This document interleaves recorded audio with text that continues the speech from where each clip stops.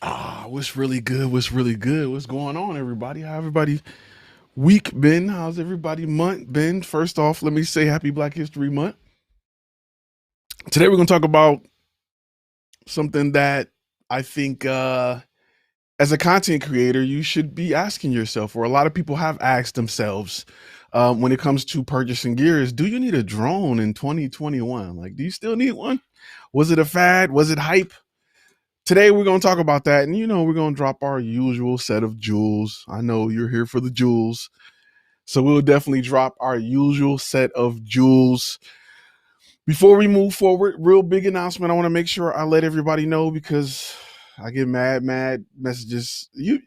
So on my page, I have a you can send a Facebook message, and people ask this question probably all the time. They never do use it, but they ask it about what's the deals.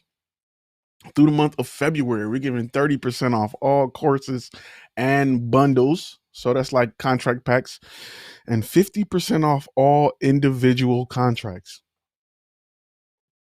There you go. Using promo code BBPD because we are black by popular demand. That's what's up. All right, let's get to the show today. Before we get started, though, before we jump right into it, I'm starting to see the chat windows light up. What's going on, everybody? What's going on? What's going on? Before we get into today's topic and today's set of jewels, we got to run the graphics. So let's do that. Let's let people know where they are.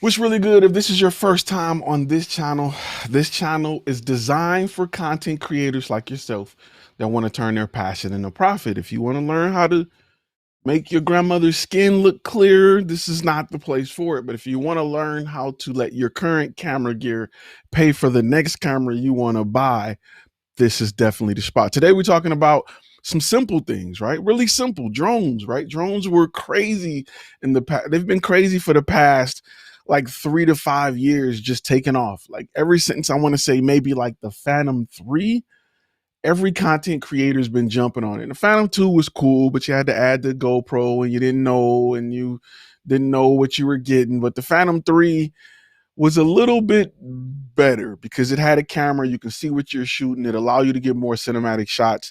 And it was actually a really good camera. It was a really, really good camera. I bought a Phantom 3 and I still have it. I need to get some new blades for it. I got a few other drones that I use, but today I want to talk about it.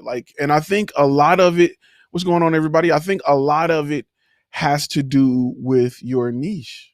It got to do with your niche. If you're indoors, don't go buy a drone because it's cool to do. Here, let's do this. Boom. So if you got a chat, let's pop it up on the window. If you're you may not need one for your niche. There are other things that you can use to get some very high angle shots, like a really good monopod.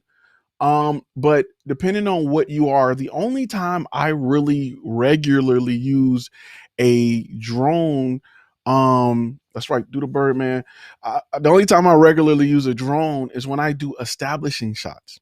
I have a lot of establishing shots, and then I have a client where we film a lot of trailers, and it's a lot easier to get a wider shot from the air than doing everything on the ground. So for that reason, we use trailers. Look, we use drones just to get shots. Now, today, I'm gonna be honest with you. You don't need to go out and get a crazy drone if you get one, but there is something that is extremely important that you need to know before you decide to go out and you decide that a drone is what you need. If you are making money from that shoot, if your client is going to make money from that shoot, if they're going to advertise it, literally, if you're going to put it, let me put this on the screen because I'm getting messages. Literally, if you're going to put a video on YouTube and you're going to monetize it, you're making money from it. You're no longer a hobbyist. So you need to have a pilot license, right? You need to have that through the FAA. You don't want those problems. And anybody who's a gold member, if you go to the section of Tie Tales, you will see where I posted a video where I had a good little run in with the FAA. And it'll cost you as much as your house. You don't want those problems. You also got to keep in mind that we are in a time where a lot of people and kids and stuff are just buying drones from Best Buy, and they're slamming them into cars, they're slamming them into planes, they're slamming them into stuff, and regulations are going to continue to get tighter.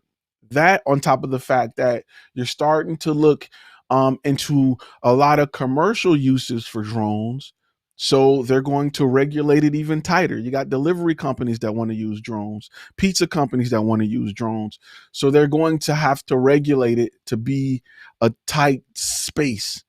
So you want to make sure that you have what you need in order, because they are looking to make examples out of people, consistently make examples out of people. Yep, you want that part 107. So you don't want to be on the news. It was a guy who flew a drone around the AT&T building, looking at. He was trying to capture images, not the AT&T building, but the AT&T stadium. He was trying to capture images of the. He wanted to get images of the Cowboy Stadium, but somehow his drone died and it landed on the Cowboy Stadium. And it wasn't a good look for him because that's a no-fly zone. It's a no-fly zone. And once you start to get your 107, you will understand what areas are no-fly zones, like, and what areas aren't. Like, what areas do you need to get clearance from a local tower, and what areas you just can't fly in. And I'm gonna be honest with you, most people don't know this, but downtown, where all of your buildings are, where all your cool shots come from, is usually a no-fly zone. And if the FAA see footage and you have footage of a downtown, it's a wrap. That's one count. And to give you a short version, if you're not a gold member and you haven't checked out that video, I'm not going to go into detail on the story, but when the FAA pull you in, they do an investigation, right? And they do an investigation on you. They look at all the videos you posted. They look at everything. Trust me, they had pictures of me with the remote in my hand flying, just stuff I posted on Facebook or Instagram, not thinking I was breaking laws. And you don't want to break federal laws because federal time is different than regular time. Federal, you just don't want those problems. You don't want those problems. So you want to make sure that you abide by the rules, because one count could be for an example, one count could be $1,000. Well, if they pull up a video and you're downtown flying at night over people, that's 3 counts in the first 20 frames. And then you go to each shot, you're in different locations doing all these tricks, and it can add up quick. You don't want to be fined, by the government thousands of dollars, because there is no limit as to which they can come after you. A collection agency can only call you and harass you and put some on your credit. The government can come take your house, drain your bank account, come get your car. They can pull the ring off your wife's finger. Like, there is no end to what they are willing to do to get their money. So you want to make sure you cover yourself. And the rules are simple. Like, once you learn everything that's in the 107, like, once you understand why the rules are in place, you're like, I get it. It makes sense. Now, there are things that you can request permission for. And you'll learn about that throughout the course. Created 1984 says, should we charge extra for those type of shoots on fly zones that require us extra time to contact FAA? Yes. I always charge clients extra if they're in a no-fly zone. What's the address? Where we're shooting at? Oh, you guys are 10 miles, 5 miles from an airport. I'm going to have to get clearance from a flight tower to see if it's even possible. Now, the thing is this, often it don't cost you anything. just to get clearance, but you can charge extra for it. Your clients are exposed to those fines as well. Yeah, but it's a whole lot easier for your client to get out of it, for them to say, I don't know, we just hired him. He came and shot it. He said it was a good idea. I didn't force him to do it. I didn't know nothing about it. And I'm gonna be honest, if you look at the tie tail, if you look at the tie tail, and just to sprinkle a little more, you'll see that they worked with my clients to get me. Like they worked, my clients was like, we just wanted video. He shot a drone. Cool. Can you send us the invoice? Oh, so he did get paid from it. So this is to confirm he made money off of it. Perfect. Not a hobby. We got proof of that. Next. Oh, he shot it. Oh, in your area, what's your address? You're in a no-fly zone, 2 miles from an airport. Oh, this shot look like it's over 400 feet. Okay, perfect. We got that. That's number 2. Can you tell us, so your client is not going to stand up and fight for you. Your client is going to be like, I don't know nothing about this. I'm not a drone guy. I'm a dentist.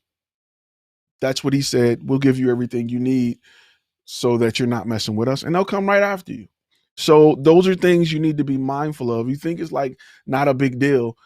I'm just going to do this quick drone shot for a client, throw it in. You think it's not a big deal, and they will come after you. Go ahead and get your pilot license. It's cheap. It's $100. It's dirt cheap. And it can save you thousands. They can kill your passport, make sure you never get your return on your taxes. Yes, they can garnish your wages. They can freeze your bank account. Screw killing your passport. They can freeze your bank account. Any bank account you open up, they can freeze it. So you don't want those problems. And that's something you have to be like, those are things that if you're in business, you don't want to build your business up. You've been doing drone shots for 2 years, chilling, everything's working perfectly. You finally get it where you got clients coming in, things are working, you got your business bank accounts, you're making money, you're living good, you're finally able to provide for your family. And then you get a letter from the FAA saying that you're under investigation. You get a call from agents saying, we need to meet you. When can you come down to the station? I've been there before. I've been there before. I've been in the office with them, and they'll have the big screen and they'll be like, all right, let's start with the first video. And we'll be 2 minutes in and they're like, all right, count 64. You are flying during the air show. Cool. Count 65. This is over on Beltline and whatever. We know that that's a no-fly zone because such and such airport is located right there. You shouldn't have been in the air. Count 65. And we're like 3 minutes into the first video. Video 1, count 66 of video 1. And you're like, what? And they're like, each count is 2,500. We're at count 60, whatever, on the first video. Yeah, you posted a video on Facebook, and I'm like, that's not even available to the public. Well, we know you posted a video on Facebook last Tuesday. Yada, yada, yada. You know what I'm saying? You like, whoa, like they have access to it. So don't think that they don't. I know for sure when I worked for Career Builder, they offered a service to employees to do some social media searching. So you may think your stuff is safe and secure. It's not. You ever watch the First 48 and they get a name of somebody and they go to Facebook and find all their private pictures, the guys posting with the gun and all this junk, or posting with the other person they claim they don't know? They have access to it. I wouldn't be surprised if Facebook sold this type of service to law enforcement. I would not be surprised. I would not put it past them. Don't think that they don't. They do. That's how they make a lot of money, and they can charge law enforcement companies hundreds of thousands per month or year, and they'll love to pay it. Your city or state would love to have that information because it makes their job easier. So something to think about. You don't see a lot of warrants for. You don't ever hear about warrants being served to Facebook or Twitter. You don't. You ever wonder why? You see warrants served against Apple to open up phones. You never see warrants going public or a police station fighting with Facebook to get access to your information. Something you want to think about. And if you watch the First 48, you'll see in a heartbeat, they'll get a nickname and pull up all your information. You ever wonder, like, I always wonder, like, How do they know who you're dating, right? How does a city official or a police officer or someone in your city, how can they track you within like pulling up your record? How do they have a list of who you're dating? Like, where is that public other than social media? Like, where do you go to say this is my girlfriend other than social media? Now, if they did some digging and um they pulling up like certain records and they're like, you know, we see you're making phone calls to this person, you know, obviously you guys must be what, yada yada yada. But you ever like, oh, we tracked him to his girlfriend's address. Like, how do you know? Like, who's telling you this information? You're willingly giving that information on Facebook when you're posting that you're in a relationship. So something you want to think about. Would you put these certificates on your website, such as FAA? So if you are doing a lot of, I didn't mean to take that off, but if you're doing a lot of, um, if your niche is drone heavy, yes, that is something that people who are looking to hire would want to see. They will want to see that you're insured, you have your FAA license. They will want to see those things. Correct. Those are things I would definitely have on my website. So something to definitely think about. NSA on all terms and conditions. They're watching it. I used to be stationed on the same base as the NSA. I can tell you a bunch of stories about that too.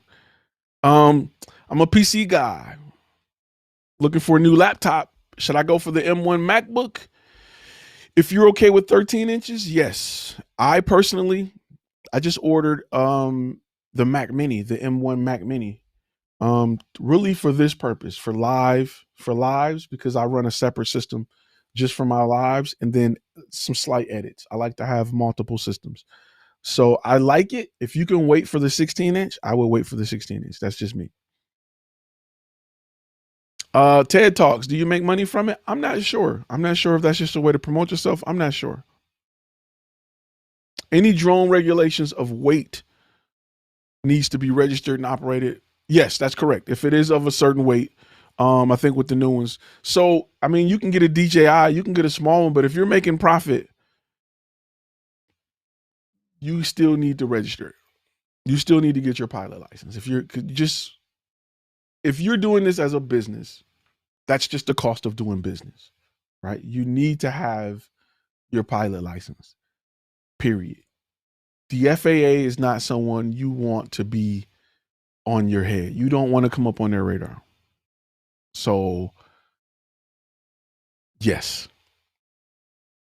Even for a Mavic Mini, yes. If you're doing it commercially, yep, you need to pass the Part 107.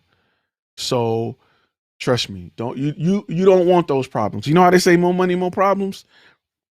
That's a situation where your business will start to grow. You'll start have clients that are bragging and they love you. You're doing great things, and boom, you'll get a letter from the FAA. Trust me, I've been there before. You don't want those problems. If you don't like being in an interrogation room, you remember when you was little and you did something bad and your mama like had the proof and she was like, "Come look at this, come look at this," and you sitting there like, your teacher then wrote something out about how you acted up in school and you looking at it like you looking down at it like you don't know what she talking about, like you ain't do it, but you know you did it. That's what it feels like to be in an interrogation room with the FAA. That's what it feels like. So you don't want them problems. Just it's a couple $100 that'll save you thousands. Plus, it'll help you close more deals if you're competing against someone who's not licensed, who are not insured. Drone insurance for the year is dirt cheap. It's like $200 or something. It's dirt cheap, and you want that. Even though, like, if you look at all of the contracts that we offer, right, with the contract pack, and let me talk about that for a second because it's something big when it comes to um our contracts that's important. You know, one of the biggest things in our contract that's great about the aerial contracts is we can't be responsible for forces of nature, right? Even if you don't have insurance, the goal is to have insurance, but As a drone operator, you don't want to be responsible for forces of nature. So what do I mean by that? The client says, "Oh, I want a shot where you're filming a house and you're coming back." Well, if a gush of wind come and it push you into a power cable and it cut, the power cable, whatever, you don't want to be responsible for that. You want the client to be responsible for that, or not even that you want them to be responsible. You want to make sure you're not at fault for that, because if you're at fault, they can push all of the payment on you. If you both agree that I am not at fault for acts of nature, then we can maybe split the cost, or my insurance company can cover my half, your homeowners can cover your half, or whatever. But you don't want to be at fault for that, especially if you're doing first person view drone work where you're flying through stuff and all around. Now, if they go back and look at the footage and you clip something, that's cool. But there's been times where we film stuff in heavy wind. And if you're flying a Mavic or anything smaller than a Phantom, it's gonna just blow that little drone everywhere. Like sometimes you got to put it in sport mode to keep up. You fighting winds. All it takes is a gush of wind to push it. Or you in the air and we've had storms come out of nowhere and it'll wet your drone and your drone is having a problem, keeping up and things like that. You don't want to be responsible for that. I've seen drones go through windows. I've seen dogs attack drones that were flying too low and the dogs get cut up from the blades and the owner is like, yo, you know what I'm saying? I've seen a lot of stuff. So that is why those contracts are so important if you're in drone. And honestly, I got that from my experiences and working with other drone pilots on understanding what are you guys running into in the field. Another big quick note: if you've purchased a contract pad, within the next week, they're all going through a major update. So if you've already purchased it, they'll be free. And I'll tell you exactly what that update is. They're getting looked over by a second lawyer just to make sure they're extra good. And I'm going to provide you with each contract in 3 forms.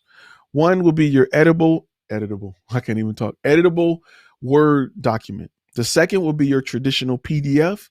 And then I will provide you one in a PDF that's fillable so that you can send it directly to a client. You can type in your information, a client can type in theirs, and you can send it directly to a client if you choose to.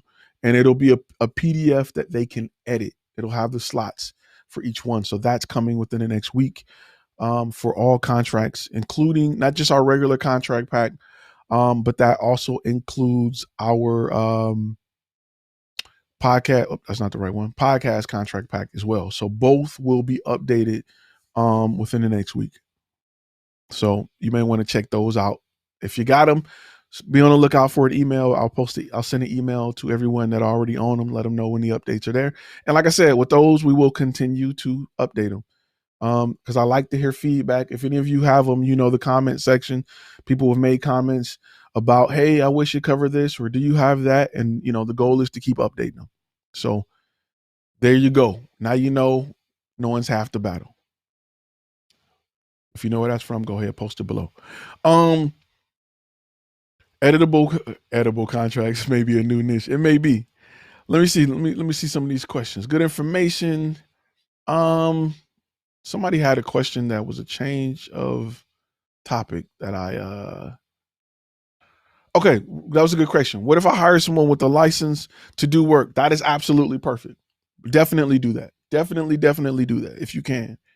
Until you get your license. That's actually what I did until I got my license. So yes, that's a great idea. Let's see. Really quick, bit off topic, but if you have a beta client that you're doing free work for, do you go for copyright free music, or will you spend money to hire the right soundtrack? So that depends, right? Because at this point, you're investing in your portfolio. I use sites like Artlist, where I pay a standard fee and then I get access to a ton of music, and it's really, really, really, really, really good music. I used to have, what's that other one? I used to have another company. It was like Video Cube or something. It was a cheaper company, and they had cheaper music.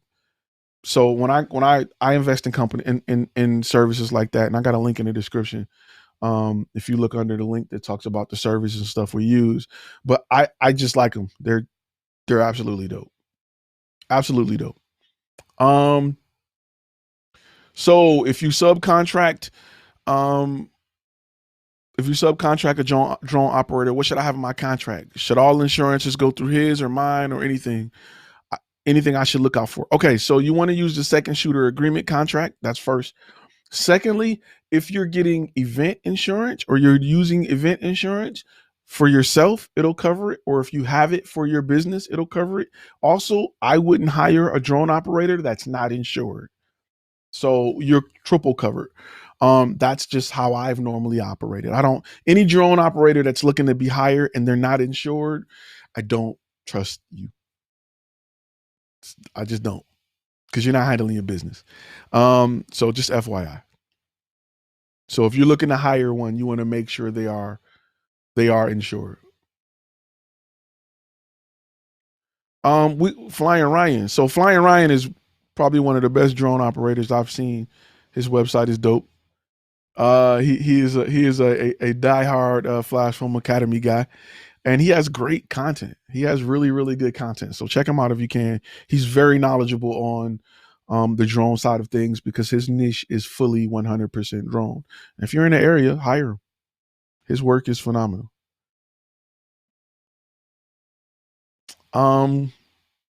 Do you recommend having more than one bank account? So in the master course, I go into how many bank accounts you should have. I also go into what you should do with each account in this course over here. But the quick answer to that is yes. You definitely want to have multiple bank accounts. Make sure you guys hit that thumbs up button real quick while we get this going. Let's see. I would use YouTube type beats, leases that are like $25. I personally like, and I'm not, hyping them up, but my art list is absolutely, like, the quality of music there is just ridiculous. Like, it's two places I go for music. I go Audio Jungle and I go art list, and I'm good. So, that's what I like. So real quick, I want to work with a soccer academies nonprofit. I know you said you don't like working with nonprofits. I don't like working with nonprofits, but there is an asterisk to that, right? Let me put this back up here because somebody just mentioned it. All right, there's an asterisk to that. The asterisk is if they have, because nonprofits, they're not broke. They just don't want to spend money with you, right? Because they like to guilt you into, helping them bring in stuff. Like, you know what I'm saying? I have a business. You guys want to advertise? I have a business. You're a nonprofit. I'm not. You have a budget for your light bills. Your lights aren't donated to you. Your gas isn't donated to you. Your heat isn't donated to you. You pay full price for that. So you have to have a profit to do, or have to have a budget to do business with us. And some nonprofits get it. They'll pay whatever they need to pay to get the job done. Some don't. And the moment you start feeling sad and feeling bad about charging nonprofits, go look up what their CEOs make. Go look up how much of that dollar actually reaches whatever they're trying to raise money for, right? You'll see CEOs making millions. Good looking out on the super chat, brother. Hey, no problem, no problem. I appreciate you. You'll see that people in the company are making hundreds of thousands. They need their money to get their job done. You need your money to get your job done. That's all I'm saying. So with that being said, I don't, I'm not saying don't work with nonprofits. Just work with nonprofits who are realistic about a budget. If they come in the door like, oh, we really need, I really want you to, with help we can. Nope, I'm not working with you. Do you have a budget? Now I'm more willing to say, okay, let me try to provide something within this budget than saying, oh, we just, we're trying to get 3 videos for $200. It's not going to happen. It's not going to happen. And when you have a pricing structure, like we teach, it makes sense to clients, right? That's the big thing about the pricing structure I teach. When you lay it down in front of clients, it makes sense. When it don't make sense, they'll try to negotiate it because they feel like you're just ballooning it. You're like, oh well, 650. Okay, well, they're like, I don't know how we got to 650, but could you do it for 5? But if you lay down a pricing structure, like this is the base price, it includes this, this, and this. We're showing up with equipment, we're setting up, we're doing this. We got 3 people for 4 hours. This is how we got this price. If they go on like go lower, like can we take $500 off? We sure can if we eliminate these 2 hours and these 3 people, and if we can shoot it in 2 hours, then yes. And they're like, oh, well, my first shooter is available at 9. My second shooter is not available till 12. Oh, well, then there's no way we can lower the price. We're here on set. So it makes more sense to clients than when you're eyeballing it. So when you approach them like that, they tend to be a little more understanding of how things work. San Antonio, what up? What up? Close my first gig. Let's see this. Close my first big paying TV commercial due to Ty's classes and another guy to thank. These I was able to sell based on value. Flying Ryan, that is phenomenal. It's really big. A lot of people listen. It's all about value. Stop competing on price, right? Stop competing on quality. Stop competing on price. It's all about value. Value, value, value. Get price out of your head. Because companies will pay for it if it makes sense. And when you go in thinking about your pockets, you'll miss a lot of money. Set your prices to be what they are, and then don't backpedal with lowering the price. Backpedal with offering more value. Sometimes you're asking for a lot and you're not showing what you can do. You know what you can do, but your client don't know what you can do. You know, that's something you want to be mindful of as you grow your business. A lot of times we backpedal on price. And remember what I told you. What did I tell you when you say the price? Anybody who watched this channel knows as soon as you say the price, what do? You do nothing. You say the price and the first person talk after that loses. The price is $2,530.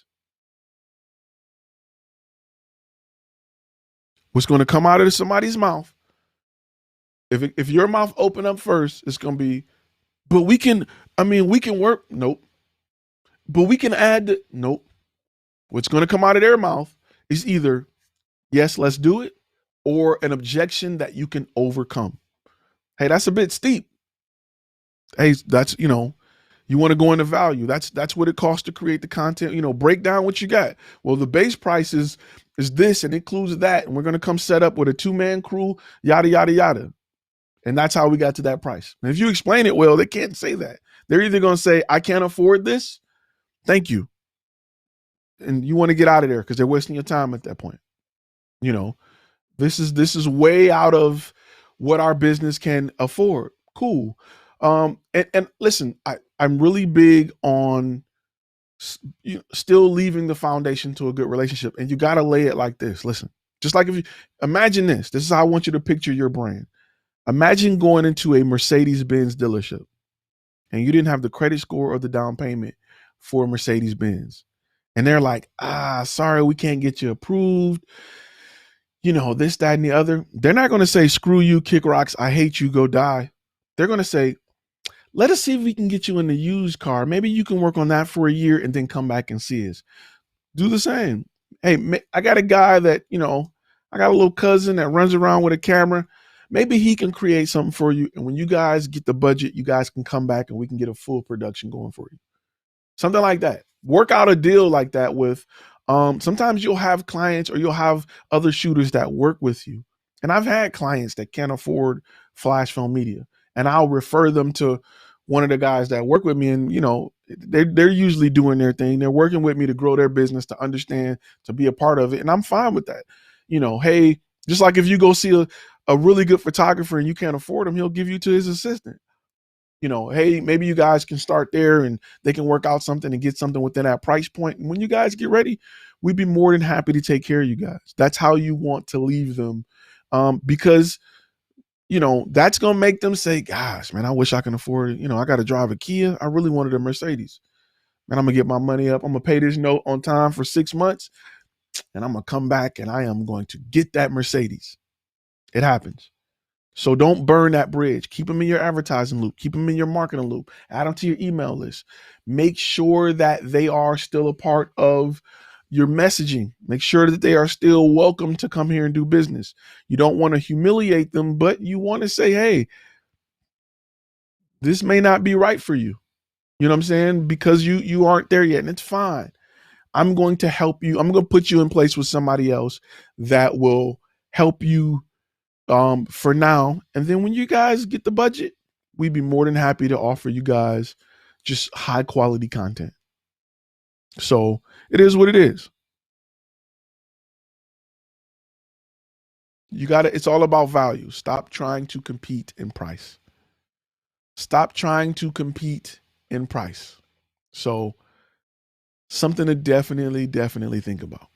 Real quick, before we move forward, let's see if our sponsor video worked for the day. Let's check this out real quick. Let's see if that works. See if we can get that going. Hey, pause for a second. I know you're in the middle of something dope, but I want to make sure I tell you about a course over at Flash Film Academy that changed the game for me. It literally took my business from attracting mostly low-end clients to consistently landing bigger clients with bigger budgets. It's called the 5 Key Steps for Creating an Effective Portfolio That Converts. If you're a photographer, videographer, editor, or graphic designer, this course teaches you how to take what your brand does well and present those things in a way to help the client understand how your brand can help solve their problem. This course isn't just about editing, but helping you understand that when clients are trying to make a decision on why or even if they should work with you, blasting them with your best video clips set to music just won't cut it anymore. It doesn't set you apart, show value, or help buyers in the process of making a decision. This course teaches you how to create a commercial for your brand, providing a first impression that will help you 10x your ability to land clients. Remember, if you can't effectively tell your story, clients won't hire you to effectively tell their story. Create a demo reel that sells the client before you even speak to them. Go ahead, click the link. Let's get started.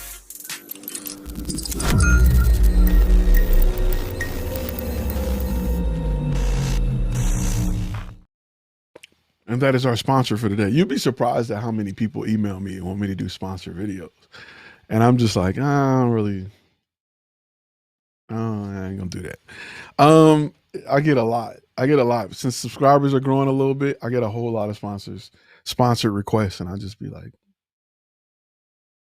if it's not something I use, I don't know. Maybe that'll change, but if it's not something I use, it's hard for me to be like, go do this. And I don't use it. So I'm my sponsor. Anyway, so those are things that you got to keep in mind when you're running a business. Handle your business. Don't run a business and not handle your business. Handle your business, right? Handle your business. Make sure you get the little things, because those are things that'll come back and bite you. Trust me. The term "more money, more problems" really refers to, as your business grow and people started to notice you, you're going to have haters. You're going to have people that's reporting and saying you're doing this, you're not doing that. You said this, you didn't say that. So you want to make sure that you are taking care of your business and you're taking care of it from the ground level. You're making sure that as you move forward, you got it. All right. Let's put that back on the screen real quick.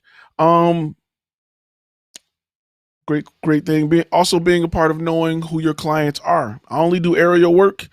I've not flown for a realtor in over 5 years. They're not my clients. That's niche, right? When you understand your niche, you understand who your target audience is, and then you build your brand around that target audience. You understand? So if I'm looking to,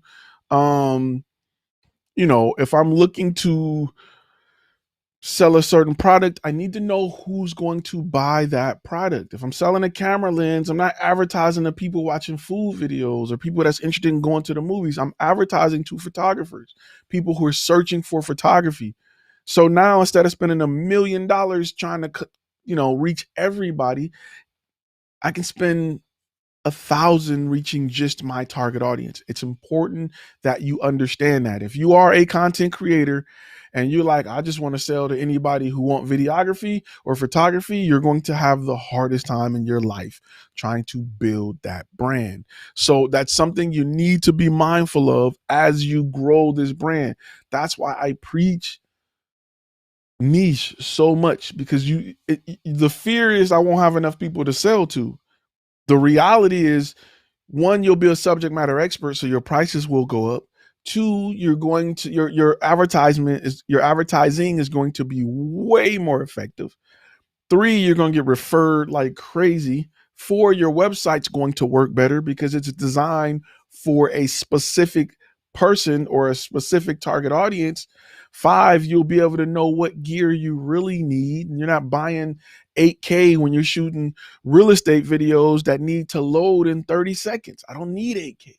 So you'll understand how to build your business to go after a specific targeted audience. And when you do that, your phone will keep ringing, because people will get hit with they'll get hit with advertising, and they'll get hit with images from a company that feel like it's for me. Like, oh snap, I do need that right now. I do need this. I do want to learn how to do that. So you want to make sure that you will let in and get out of the mindset that I can do everything. That is the number one thing. There's two things that's hurting you right now. Let's be real. Let me change my graphic, because we about to get into it. There's two things that's hurting you right now. One is the idea that you think you can do everything. And I'm not saying that you can't. I'm saying that potential clients won't ever see you that way. They'll see you as somebody that do some of nothing for cheap. Two, the second thing that's killing you right now, and I want you to go to your gear bag. I want you to open it up. I want you to get a calculator, and I want you to tally up all the money you spent on gear. And then ask yourself, how much have I spent on this? Because if you got $3,000 worth of gear and all you watched is free YouTube videos, you're probably where you need to be. You probably deserve to be standing there with debt and no assets. You probably need to be standing in a situation where your gear, you had to go to work to buy your gear. And the idea of you getting a new camera doesn't come from using this gear. It comes from going back to work with somebody else. I just want to be real with you. And I'm not referring to nothing I sell. Go get a lynda.com account. Go read a book. There's plenty of things you can do to grow this and understand business. I just want to be real with you. Like, no BSing. If you got to go to work to buy your next camera, and that work is not involving the camera that you have, you're doing a whole lot wrong. Point blank, period. Or period, point blank, wherever you are in the country, will determine how that is put in order. But look at your gear. This should be 2-to-1 to your gear. You can rent gear. You can't rent this. And I just, it took me some time to understand that. It took me sitting in a room full of gear, wondering why I'm not being hired to use this gear. Why am I, and I'm buying stuff. Well, just in case a client needs me to bring the slider in, I got a slider. If they need me to bring the gimbal, I got the, and I'm not doing anything to get clients.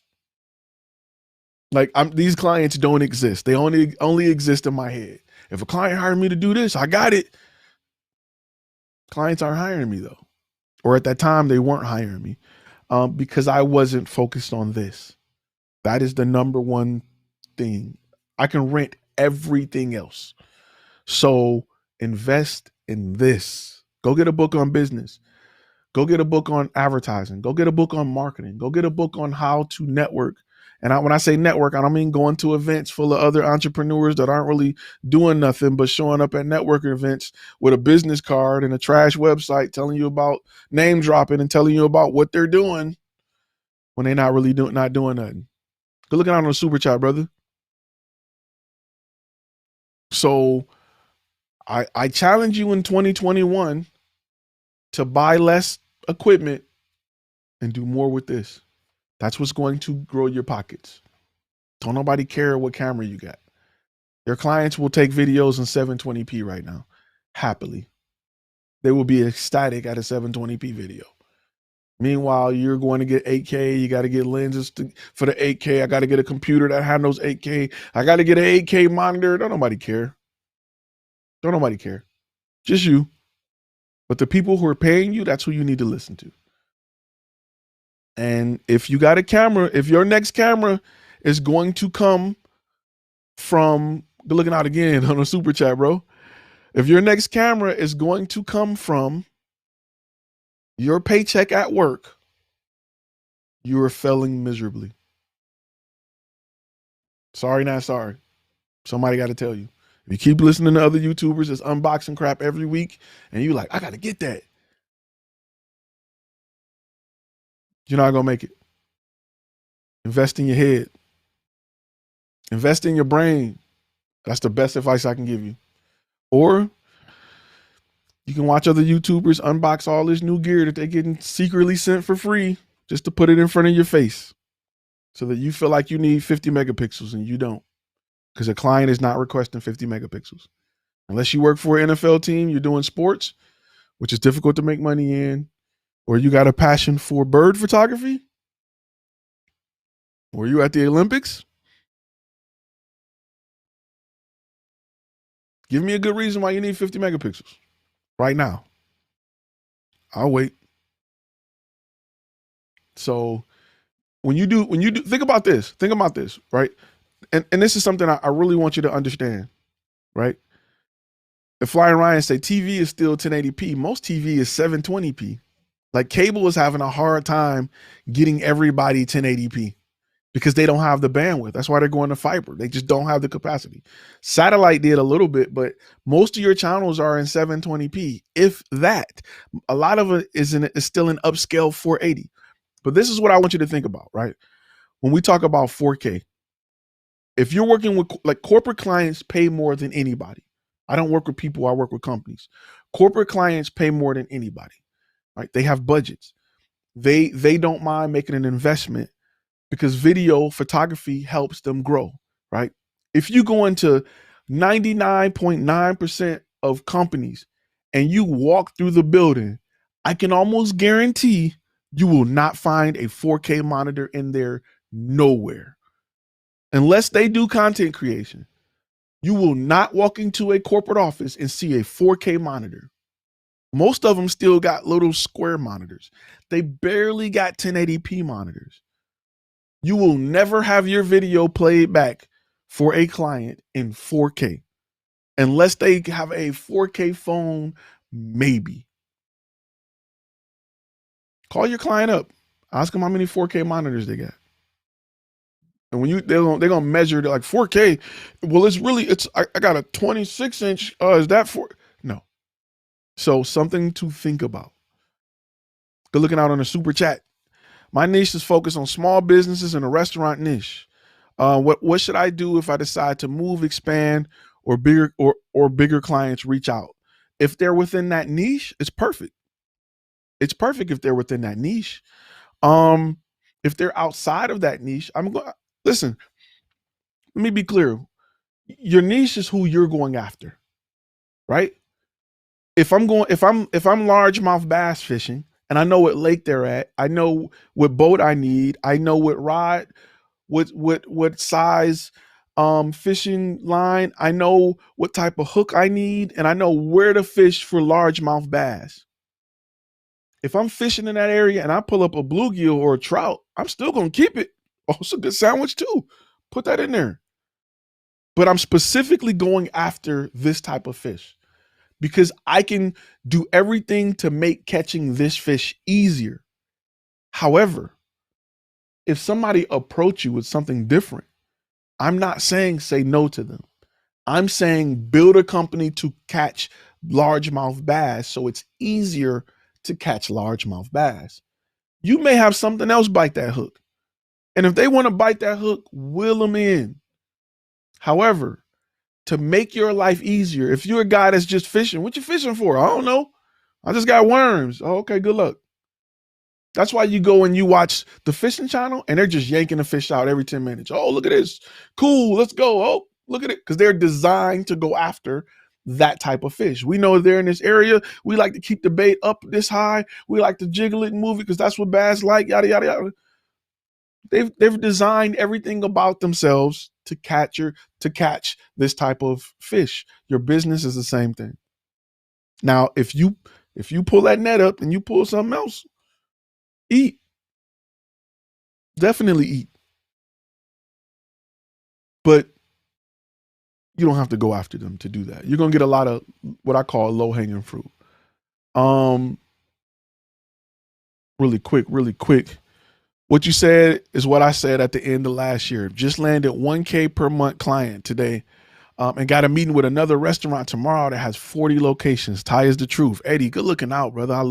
That's what I like. There is nothing better than to hear people who put things into action and they got results. And they just watched the channel. They like, I just watched the channel, just stuff you gave me. I'm feeding my family with it. Like that I love that. I love to see people win because there's so much content money out here. It's not even funny. Good looking out on the super chat, Daryl. My niche is focused on small. Oh, I actually this already. Okay, just want to make sure I got that. Michael, good looking out on the super chat as well. Just got my drone part 107, taking off flying. Landing drones are illegal due to local law. New York law is not FAA. No car to travel, but I can get there. Yes, that is, certain states are clamping down. Like I feel sorry for the whole, like Canada has really locked down. They've really locked down Canada when it comes to drones.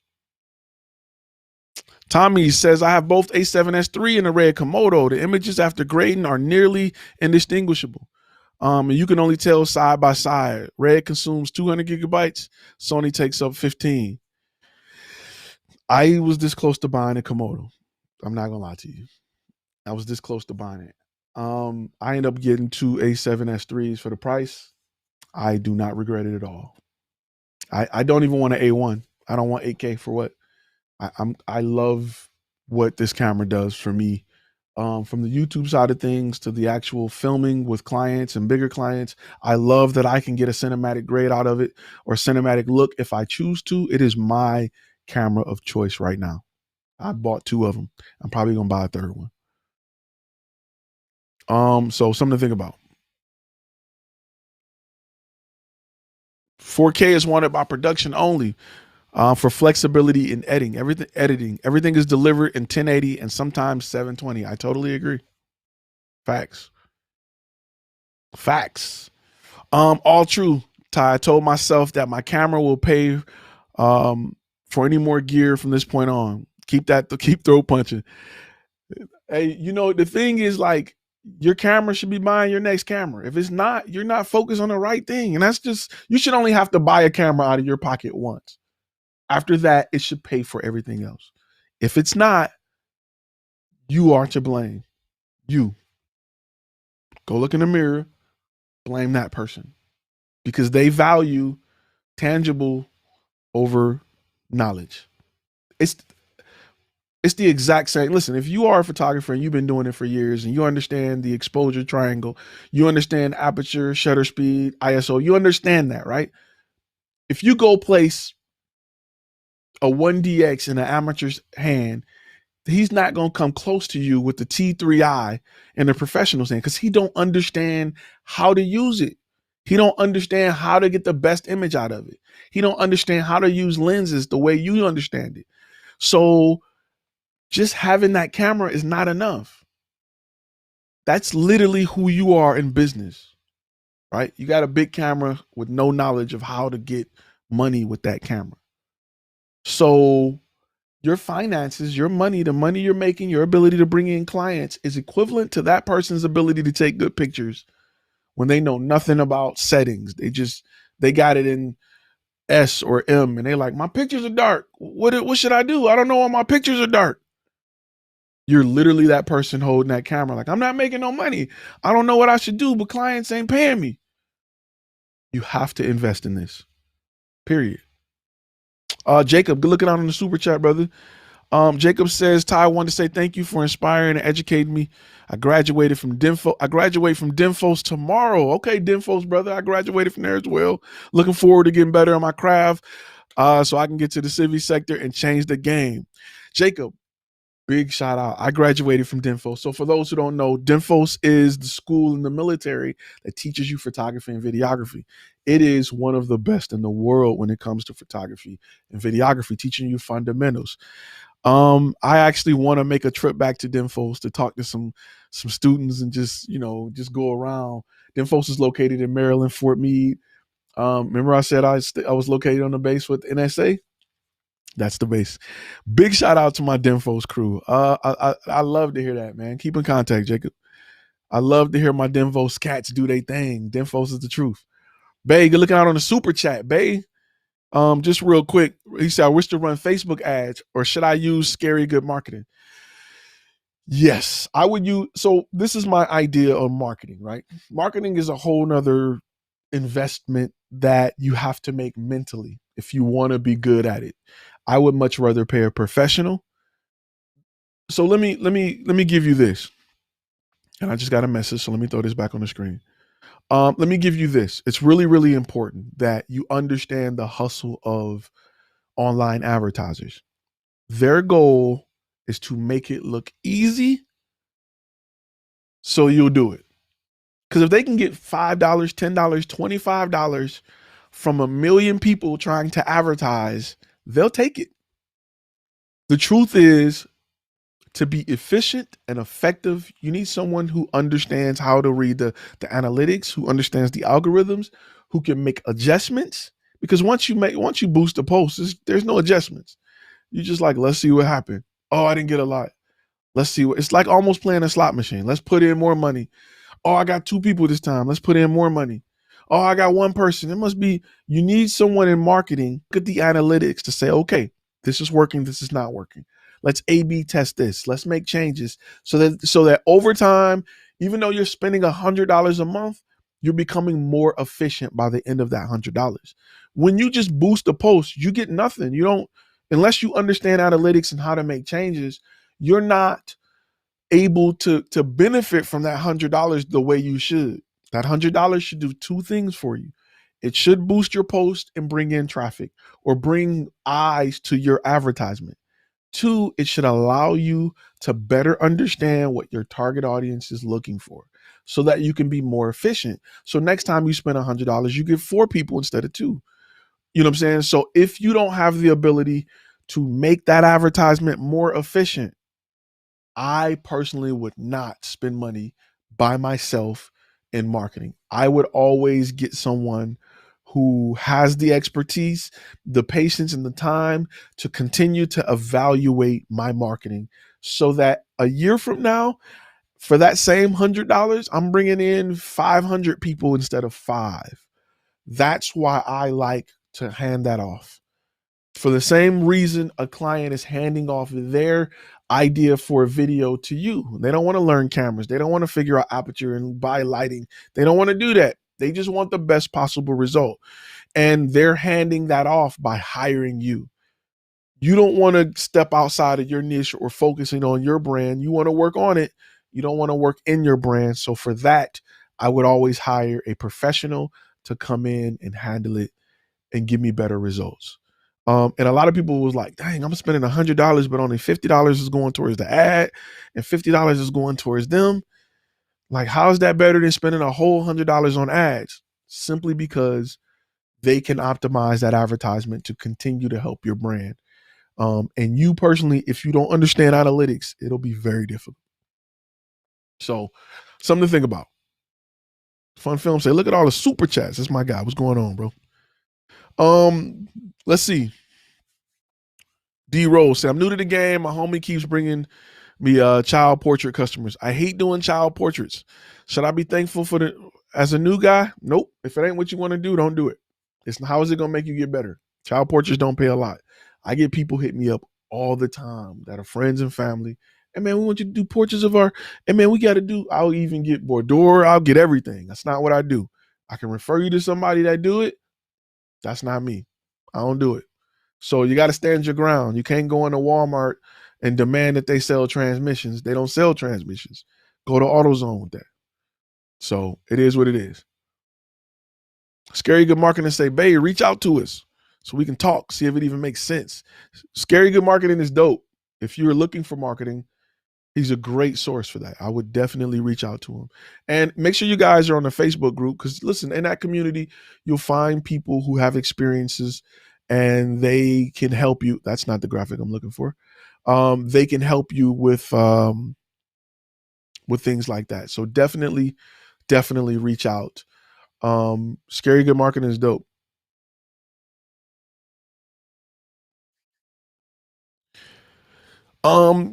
Keep it a buck. With the cold color grade and V-Log, can you match the G5 with a red? I've seen it myself. Lots of side-by-side comparisons. So if you have a log, you can probably match any camera with any camera. Now, when you say match, I don't mean quality, I mean color. You can jump between the two and there's not a noticeable difference. Can you match the quality of a different camera, of a red? Probably not. You can get close in color so that the audience isn't like, why does this look so different? I've seen people match GoPros to reds and Alexas. They can't match it in quality. They can match it in color though. Yes. As long as you are, you're mindful of the difference. There's nothing you can do to make a certain sensor completely match quality with another sensor. It's impossible. Color, yes. So that's the main difference. Let's see.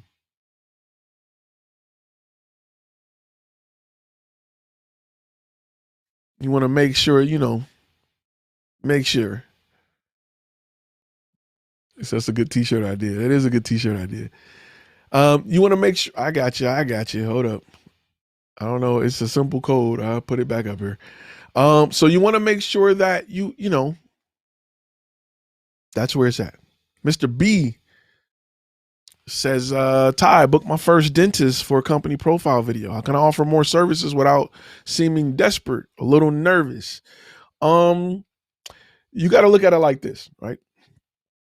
Whenever your doctor refer more things to you, do they ever seem desperate or nervous?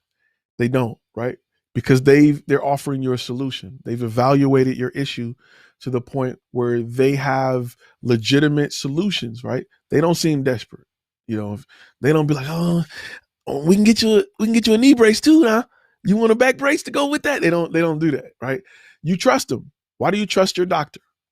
Think about it. Why do you trust your doctor? You trust your doctor because when you walked in there, your doctor didn't try to sell you nothing. They weren't a drug dealer. They evaluated your situation and they made recommendations. When you offer something, when you offer a service, don't offer a service. Recommend a service. And when you make a recommendation, let it be based on actual things. Hey, you guys have great reviews on Google, 5-star reviews. You have 200-300 of them. I would definitely recommend we create video testimonials so that we can show some of those clients and get maybe before and after pictures or express how happy they were with their service in a video format on your website. Because sometimes a lot of clients don't make it to your Google site to see your reviews. So it would be great to have at least 3 on your website so that when clients come to your website, they'll see from other clients how happy they are with going with your brand or service. Those are recommendations based on what I've seen, based on, hey, we're not getting enough clients. We need video. Okay. You need more than just a video explaining what you do and where you're at. You need videos explaining why they should do business with you over choosing a different dentist. So always make recommendations. Don't just offer. We don't offer, we recommend. Because you are the subject matter expert. You are the doctor. You are the guru. You are the person that is they come to help them solve a problem. And when you dig deeper in understanding what their problem is, that's why when clients come to me and say, we need a training video. Why? Let's dig deeper and see why you need a training video. Because you may not need a training video. You may need multiple training videos. You may need some ongoing things. You may need a live session. You may need a catalog of training videos. Hey, that sounds great, but because you guys do things that change month to month, let's create the first portion of the video And then we'll have add-on portions that we can plug in at any time. Hey, if your workforce speaks multiple languages, let's do more of a voiceover style video so that I can provide it to you in multiple languages. And even in the future, if we need to change it, we can pull a voiceover off and redo the voiceover, and we don't have to update the whole video. Those are recommendations that clients make. It makes sense to clients. They're like, yes, let's do that. So make recommendations. Don't just offer services. Don't just say, we can get B-roll. So what's that going to do for me? Right? Don't think about features, think about benefits. Right? The feature is a testimonial video, so to speak, as we're adding on to our major video. The benefit is clients who are on the fence about doing business with you will see the excitement and hear a story from a previous client that may be in their same situation. So that previous client, this video can help that client get over the fence or off the hump on whether or not they should do business with you by seeing how your previous customers talk about you, how glowing, how excited they are to do business, or that they have chosen you to do business. And I use testimonials to overcome a lot of objections before they get to me, right? Like if you go to Flash Film Media, you'll see one of my testimonials is one of my clients saying, hey, they were not the cheapest, but man, am I glad I shelled out the extra money to go with them. We shopped them like crazy, and they just offered us stuff that other companies didn't offer us. You do not want a client or a testimonial to say they were the cheapest. We went with them because the price was there. I don't want that. I'm not going to be a cheap guy. I'm not Kia. I'm Mercedes. You don't go to Mercedes for a deal.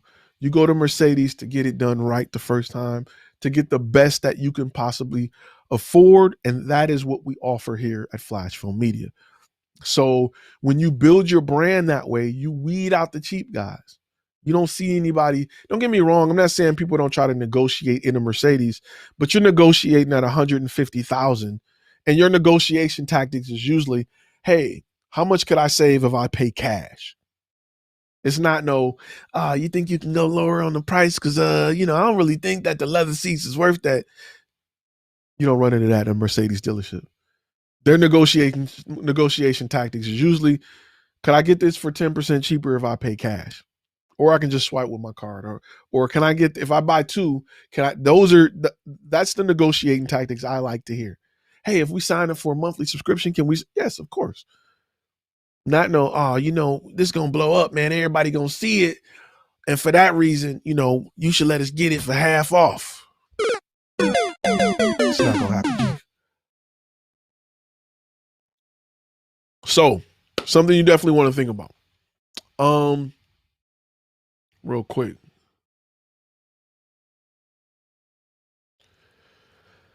Good question.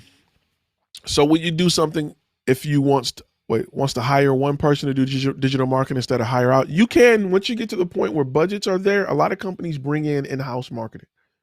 They'll have somebody that is kind of a dual threat, maybe doing digital marketing and like editing or something like that, or graphics. So you definitely can do that. It can definitely happen. Flash Film Media, the Mercedes of media production. Yes, we offer a cinematic solution. That's what we do. We are your, remember, you want to be a doctor, not a drug dealer, right? Old school video methods is drug dealer mentality.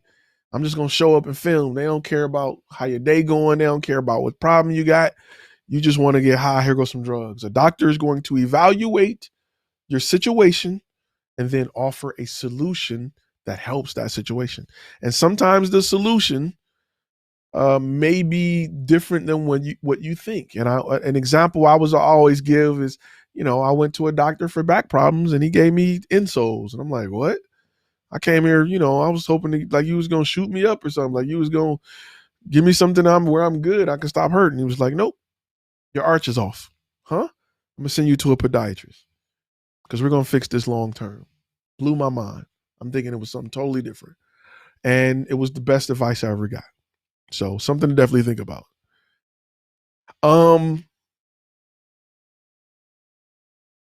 Yep. Price over cost. Been learning about price over cost, and once I know the difference, I went bananas. That's why it's important to learn about business. One thing, listen, there is a mentality that we understand how business works because we participate in it a lot, right? There is a mentality that we know how business works. That is the biggest downfall of all my fellow business owners who go into business and they think they know it, right? They think they know business. Oh, I know, man, you just got to buy low, sell high. I know. And they don't.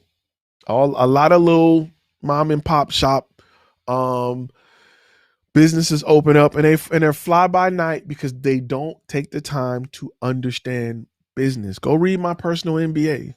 They don't want to learn it. They think they know it. And the analogy that I use all the time is you can eat apple pies all of your life and not know how to make a apple pie.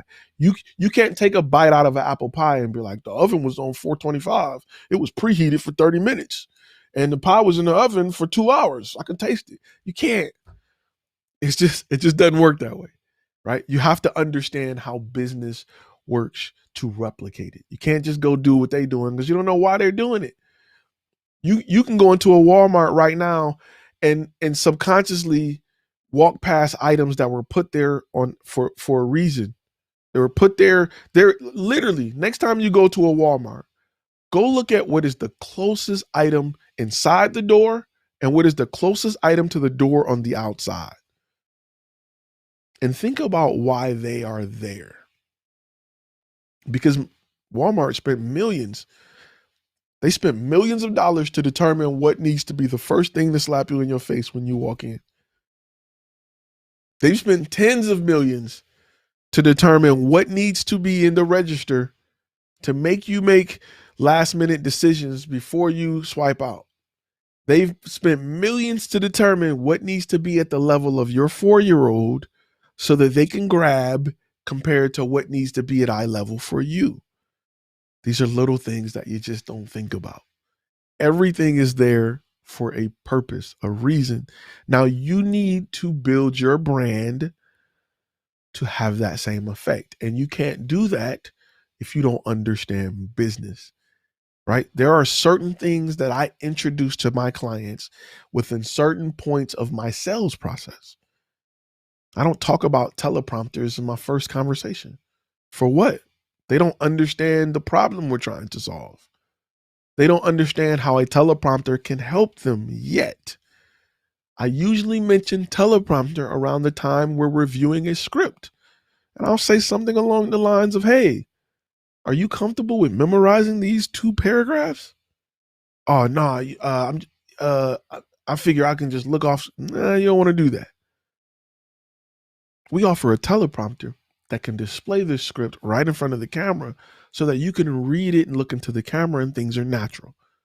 Your video will look natural. I never thought about that. Yeah, let's add that.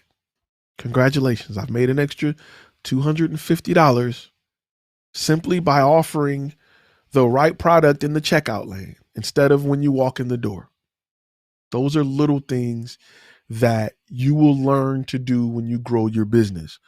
Those are little things that I try to, teach you about understanding the sales process to know what to do when that will help you grow your business. If you mention adding that on your first conversation, your client is like, what? You trying to just up the price. So those are things that you have to learn and be good at as you grow your business. Just like movie theaters, popcorn machines, yep, candy, certain things. If it's seasonal, you're correct. You guys are absolutely correct. Go just look at that.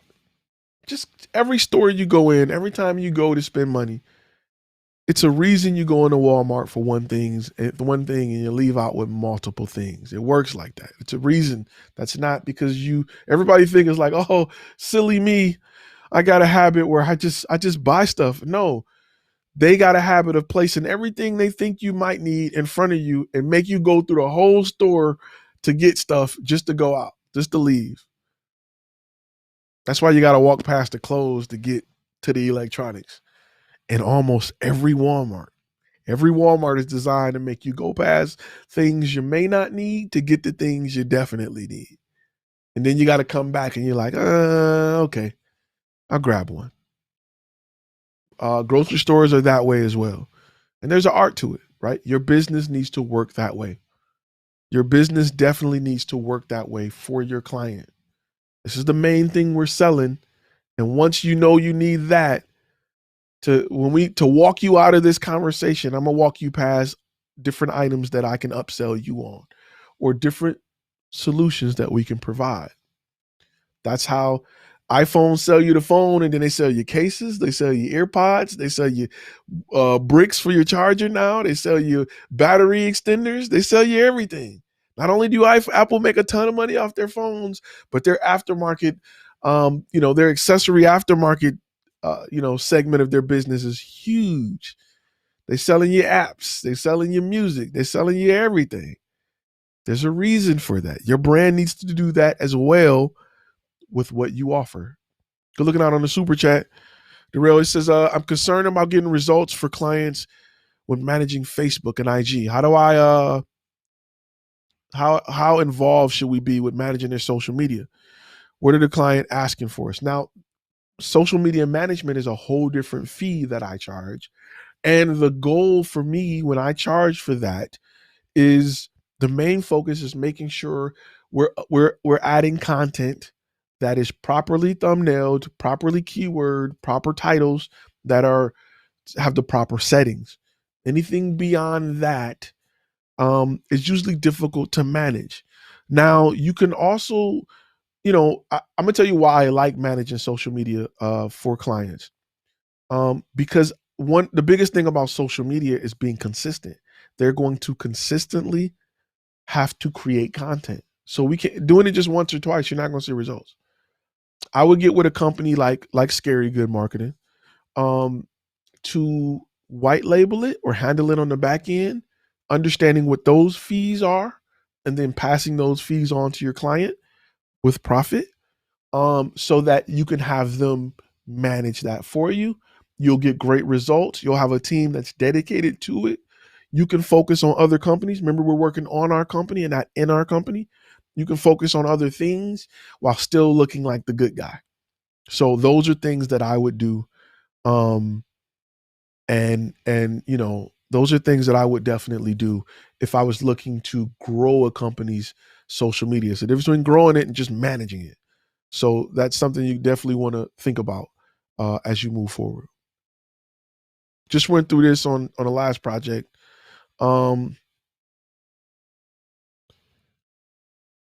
Film some good laughter behind the scenes of the client messing up on lines. Teleprompter, definitely on a bucket list for my next gear to offer. Definitely. My first teleprompter, I charged the client for it, and then I went and ordered it and got here in time for the shoot. So now you know, and knowing's half the battle. There you go. Ty, you said in your story that subscription customers keep you working during COVID. If you can't film, what can you offer the client without seeing them? They're getting less for what they're paying for. Okay, so my subscription-based customers, I buy hard drives dedicated to all the footage that we create for them, that we film for them, and we can rehash that footage to make new content all the time. We can create 60-second promos and do all kind of things. My subscription clients, though, I still go out and I film for them. Like right now, I'm not really interested in bringing on new clients. I don't have the time. And I don't want to, I'm just not, I don't want to right now. I have that benefit and I have that ability to pick and choose who I work with. I got good subscription based clients that pay well.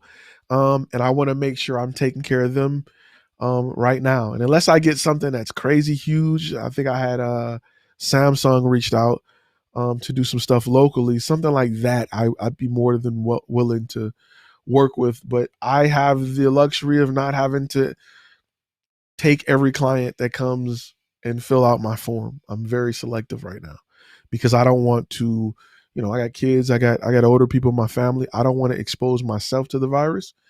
And I don't want to bring it back and expose my family to it. So because of that, I am selective on who I decide to work with. certain environments. I don't want to be in a hotel room or a hotel room where it's an event and we're covering, people speaking. Not interested. I will do something outdoors, but I'm not interested in being in an enclosed environment with a bunch of people flying in from all over the country, coughing and sneezing and speaking. It's not gonna work for me, fam. But if you are in a situation where listen, I wasn't always in this situation. I'm not gonna BS you. I wasn't always in a situation where I can tell somebody no. If you're not in that situation, you may have to take that job, and it's all good. If I have a yearly subscription with the client, wait, real quick, I want to jump in this first one. If I had a yearly subscription, do you give 20% discount? Frozen. It depends on the client, right? Sometimes I've done 10. It just depends on how long the subscription is. If it's a 3-month subscription, I'm probably giving you less. If you are doing a 12-month subscription, I'll probably give you more. I'll probably throw in a free teleprompter. I'll probably offer a free Instagram version of the video being created. I may not offer a discount. You know what I mean? I may do the first video free. It's up to me. Whatever I feel best benefits that client, and something that will help them ongoing. So something to definitely think about. First beta client is an auto detailing shop. Any suggestions? Nope. It depends what your niche is. Is that specific to your niche? If not, it will be absolutely useless. If you plan on working with auto detailers and that is who you want to work with, service-based industries that maybe come out to the client, perfect. If not, they may just be a waste of time. So, yeah. DJI Pocket.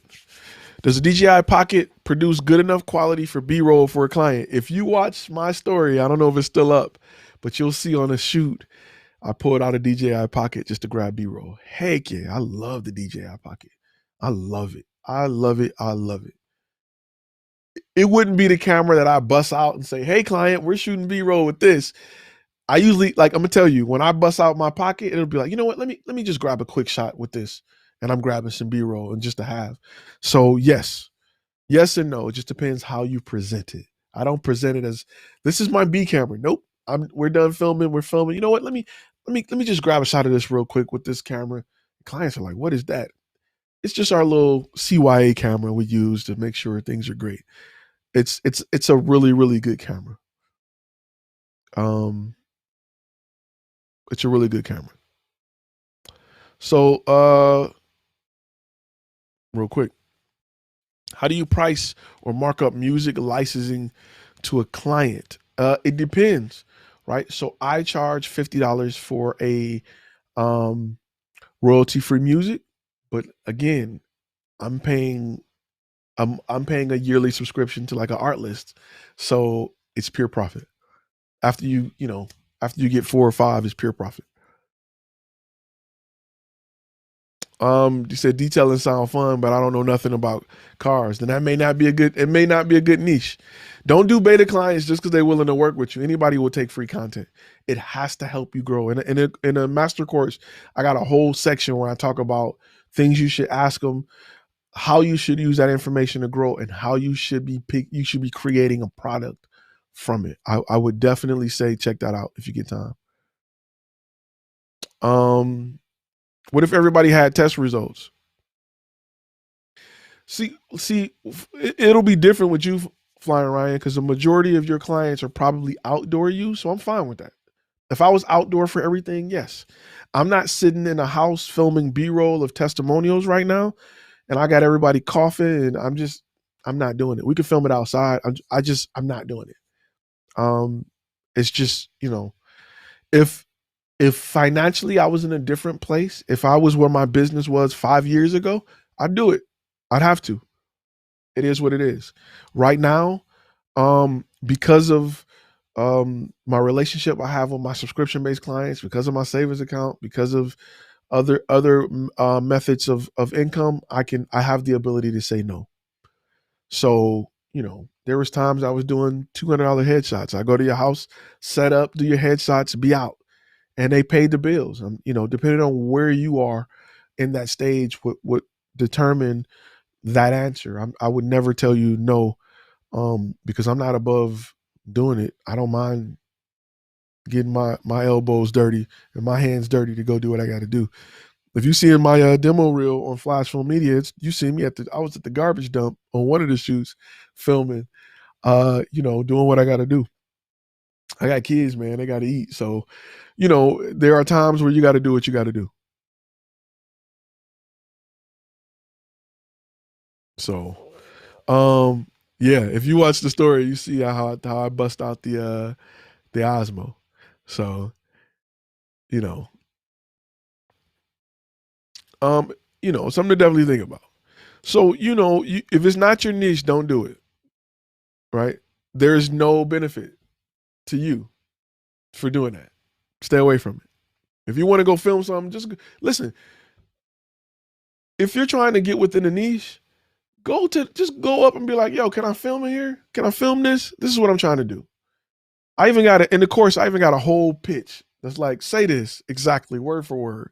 Walk in there and say this.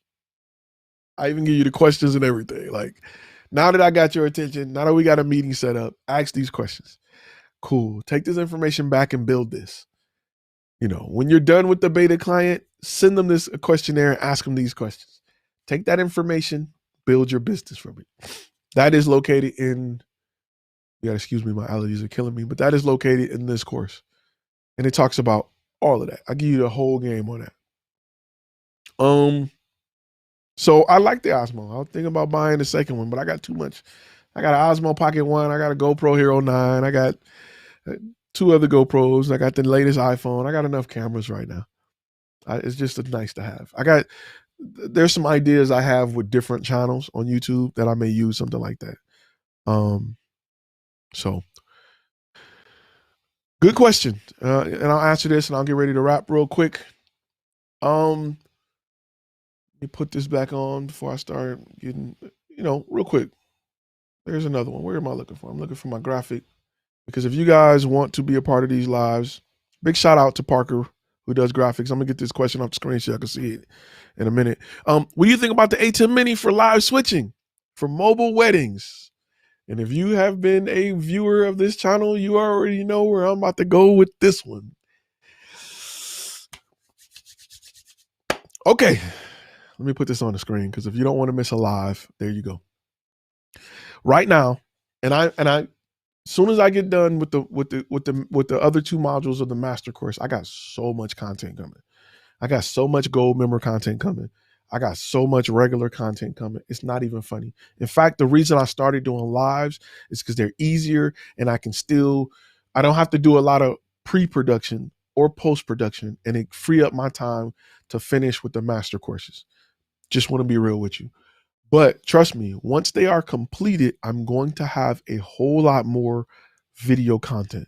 And one of the videos that I got coming talks about my favorite device in all of switching and video production, and that is the Sling Studio. The Sling is the thing. ATEM switchers are cool, not knocking them, but they're not touching a Sling Studio, period. My Sling is, where's it at? I don't even think I got it close. I thought I had it close. I keep it on my desk sometimes just to look at it because she is such a work of art. She is such a beautiful beast of a machine that is so slept on in the industry. It's not even funny. So I love the Sling Studio. I don't know them guys. If they ever want to reach out to me and have me like these, you ever see Jerry Rice with the football helmet with the chicken in it? And you like, bruh, what are you doing? Google that. Google Jerry Rice Popeyes with the chicken in the helmet. He set black people back years with that. But he was happy about it. You'll see me that happy with the Sling Studio. But the Sling is just, it's a beast. I got a video coming. As soon as I finish with the modules, I will be punching y'all in the throat with more content like that. So Sling Studio is just a beast. ATEM Blackmagic just got the name, right? They got the name to push it. Sling Studio don't. It's just from the makers of the regular Sling that work with DirecTV and all of that. It's just an absolute beast of a device. It's a beast of a device. So, with that being said, I'm gonna wrap up. Any last questions for today? If you're not, listen, if you like listening to these and you don't get around to listen to them, make sure you listen on a podcast. It's called Content Cash. It's available wherever you listen to podcasts. And if you are listening on an iPhone or wherever you are listening, please rate the podcast. I would love it if you can give us 5 stars so we can hit the charts. I think we're up to like 20,000 listens, which is crazy. And we are like top entrepreneur charts in like Bangladesh or somewhere that's like, huh? Like they love me over there. Like it's dope. Like I am like number 4 in entrepreneur um podcast in like Dubai somewhere. It's somewhere in the Middle East. So if you are listening and you are in the Middle East, I love you and I thank you for your support. If you're everywhere, I love you and I thank you for your support. But there are countries that I am just like, huh? Like okay. Like I think I charted in like Rome, which I'm like, I love it. Perfect. Bring it. Like, so it's great if you are international and you're not in the US. I got so much love for y'all, man, because y'all are just on the other side of the planet still showing me love. And it may be, sometimes things can get lost in the language, or sometimes things can get lost in the translation or a little different. Or I've spoke to people and they were like, hey, English ain't my first language, but I still rock with you. Please know that I really love and appreciate your support. And it's just amazing to know that I've reached people in just different parts of the planet. So that's really, really big. How important is branding? It is the most important part about your brand as far as reaching clients. It's extremely important. Extremely important. And not to kick it back to the master course, but I talk about that in the master course big time. I got a whole section to it. How to deal with another creator devaluing your brand. Roll up on them and give them these hands, bro. Catch them at the doggone B&H. Catch them at your local camera shop and then give them that work. No, I'm joking. Don't do that. Don't do that. By offering more value. The thing is, you want to offer more value. Mercedes explains why their cars are better than BMW all the time. They don't directly knock them. They don't say BMW's trash. They'll do things like you'll get 2 inches more headroom and 25 more horsepower when you choose the Mercedes E-Class over the BMW, blah, blah, blah. That's how companies do that. You don't say they're trash. They'll never say BMW is not a good vehicle. They'll just say they'll talk about the areas in which they exceed their competition. And if you notice it, like when you look at car companies, it's always like really selective stuff. You know what I'm saying? It's always like, we have a 5-star crash rating on head-to-head collisions, but your side impact, Mercedes is better. We're not talking about that. We're talking about direct head-on collisions. We're 5 stars. You know what I'm saying? So they're really selective on areas they choose to bring your focus or have you focus when it comes to comparing to the competition. So you can do the same. You can definitely do the same with your brand without dogging somebody out. Love your content from Ghana. Beautiful place. You know what I really love hearing about? You know what I really, really love hearing about? And what I hear directly from people who are outside of America. In America, they teach us what they want us to know about other countries, right? Other places, especially if you're in Middle East or Africa. Like we're taught this is what it is. You don't want to go there. You have the best place on earth. The truth is, I speak to people from great countries and I love to learn what they're like a direct line of communication about where they are and where they live so that I can develop knowledge and a respect for their culture, their location from them. And it's such a beautiful thing when you get to talk to people who are in places that you may have heard something about and to see their demo reels and see what they're doing and hear directly from them.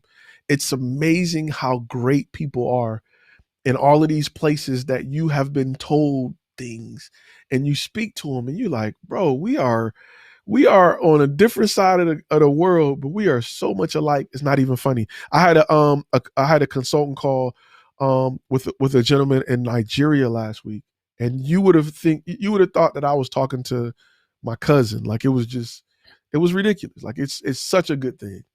Such a good thing to speak to people who just are from beautiful places. And I love it. It makes me want to travel more. Makes me want to travel more. Good looking out on the super chat. Legal defense fund for serving hands to other cinematographers. Good looking out. Then you may need that. I wonder if your event insurance will cover that. My boy's a DP in music videos. I'm building a full production suite for people. He keeps saying publicly, it's not going to be it. I mean, you want to make sure you're very specific. Be as specific as possible.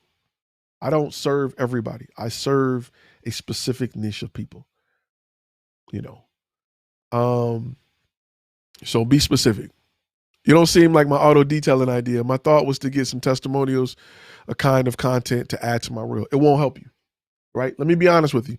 And this is going to be a little bit of a throat punch. Hold up. I got another message. I got it. It's real simple. It's a real simple promo code. Black by popular demand. Let me put that back up there. All right. So listen. So if you go, imagine if you went to get your car repaired, right? And you go to their website for the car repair shop, and they got testimonials from people who bought cat food from them. Would you care? You wouldn't. You get a testimonial like, I bought cat food from these guys and my cat loved the food. And you're like, I'm here to get a muffler installed, or I'm here to get my brakes done. Like, I don't care. The fact that you have to sit through 3 of those, a client would be like, I'm out of here. They don't work with what I work with. So they don't help you. That there's nothing, if that is not your niche, there's nothing about it that helps you. Right? Period. It's like, if you hate chocolate ice cream and I deliver a pound of chocolate ice cream, you're like, what you want me to do with this? If I give you ink to a printer that you don't own, you're gonna look at me like I'm crazy. What you want me to do with this box? It's useless. It is absolutely worthless. And that client just got free content. You've just wasted the life of your camera and your shutter count and your memory usage for nothing. Just to confuse a client that's on your website that's about to check out because they like, what this got to do with me? How does this help me? These people don't know what they want to do.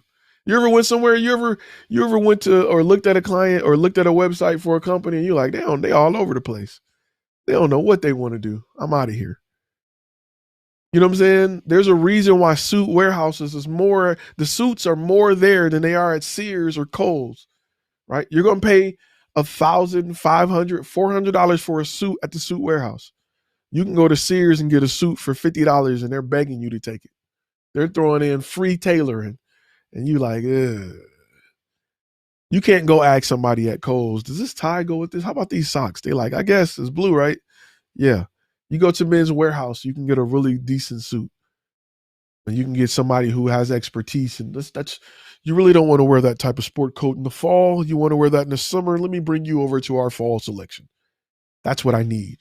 I'm willing to pay more for that than just a guy at Sears like, I think we got your size. So you definitely want to do that. Ty, would you use a chat setting on your site? I use both. Chats for questions, contact form is for projects. So definitely. Got to get them throat punches. All right. With that being said, we're going to go ahead and wrap for today. Listen, if you've learned anything from this video, from drones or how to run your business or things you need to know, I would really appreciate it if you hit that thumbs up button. In fact, I'm going to push you to go further this week. If you're in a Reddit group, if you're in a Facebook group, if you're on a Facebook page, I am going to ask that you share this video with your peoples in them. Your peoples in them. Let me break that down because some people don't understand what I mean when I say peoples in them. with those you associate with those you network with those you spend quality time having great debates and sharing information with who are in this industry. I would ask that you like, share with those people. And if you're not subscribed, I would ask that you subscribe because we do this every week, twice a week. If you're a gold member, you get this twice a week. So definitely do that. I hope you guys were able to take something away from it. Remember, it's not about just what you learn. It's about putting into action. 2021, we're putting into action, y'all. We ain't just talking about it. We're putting it into action. You got to implement these things. You can't just listen to me thinking that your bank account is going to grow. I'm giving you the game for 2 easy payments of free 99. All you got to do is implement it. Sprinkle it on top of what you're doing. And I promise you, just like everybody else is posting on here, man, I did what you said and I closed. You're going to be just like that. So make sure you go ahead and implement it. Watch it again if you need to watch it. Implement it. Put it to work. It will work for you. If you're everywhere, I guarantee you, when you say, okay, I'm focusing on this, that phone's going to ring. And think about your life. Like I said, I double down on niche because it's something that people overlook. They want to name their brand, pick their colors. They don't even know what they want to do. You may pick a color that that your target audience don't like. And now you're wondering why people aren't staying on my website. Well, because you pick brown and purple and you're going after dentists and they want white and clean and pastel colors and you got a dirty color. I never thought about that. The name of your brand is Mouth Smash Productions. Dentists don't want to work with somebody that's talking about smashing mouths. I never thought about that. So you're not appealing when they got to choose. Even if your stuff is Robert John Video Production, right? If they got to choose between Robert John Video Production and Smile Media, do I got to even explain why Smile Media works before they even, you know what I'm saying? Like if they're looking at a search, if they go on Google and Smile Media, we specialize in working with dentists to create content, is number 4. And Robert John's Video Production, we create video production for everybody, is number 1. Do I even got to explain why they're going to skip all the way down and go to Smile Media? You get it, right? It makes sense to you. So understanding your niche before you brand your company is important. It is the difference between your phone blowing up right now and you're struggling to get clients. Period. Those are the Robert's that Mouth Smash Productions. Good looking out. You know what I'm saying? So it's not too late. Some people are like, dang, I named my company. It's not too late. It's never too late, right? Get a DBA, keep your main LLC, get a DBA, boom. New, fresh, and boom, bang, pow. Good looking out on the super chat. You know what I'm saying? It's never too late to make the change. It's too late for those who don't think they are the problem, who think that clients are cheap, is saturated. Ain't nobody calling, ain't nobody spending money on video, but you sit on TV and everything that come across all 3 million channels on cable all day, every day is content that is paid content. Somebody was paid to create it. All 3 million channels. And you look at YouTube and you look at all these companies, somebody is paying to create that content. Why aren't you making that money? That's what I want you to ask yourself. It's not them, it's you. So you gotta fix that, right? You gotta fix that. And you fix it by gaining knowledge, not gear. You don't fix it by watching unboxing videos of the new 8K, whatever. You're not gonna spend this 8,000. They're gonna be calling me as soon as I get this camera. Don't nobody care. However, they care about your brand. Fix that. Fix this. Go get a lynda.com, which is now LinkedIn Learning. Go get an account there. Go wherever you got to go. If you got to go to Udemy to get it, go to Udemy. We offer stuff. That's cool. I'm not saying buy my stuff. I'm saying fix this wherever you got to fix it. Don't let YouTube, free YouTube. Listen, real quick. When you learn stuff off YouTube from people who aren't instructors, you're picking up other people's habits. You know how many times I learned stuff on Photoshop from some 13-year-old kid teaching me how to delete a background, and then I go take an Adobe course and it's a freaking keyboard shortcut, and this kid make this layer and put it on top of that layer, and we're gonna drag this and use this tool, and we're gonna take this out, and then we're gonna layer. I'm sitting there like, yeah. So for years, I'm putting a layer, dragging it on top of a triple layer, and I go take an Adobe course that's like $99, and Adobe like, use keyboard shortcut Control Alt T. I'm like, what? That's what happens when you pay and invest in this. Completely different. And people are just YouTube, they just YouTube Academy to death. I'm not saying you can't learn stuff off YouTube. I'm just saying be selective. Invest in this. All right. With that being said, I'm out. Y'all be safe. Wear your mask if that's your thing. If not, that's on you. I look forward to seeing you guys in the next video. Make sure you subscribe to the podcast. Like, share, subscribe, people. It's YouTube. I gotta say it. If you've learned anything, help your boy out. I'm not asking you for nothing but a button click, and that's it. All right, guys. I will see you all in the next video.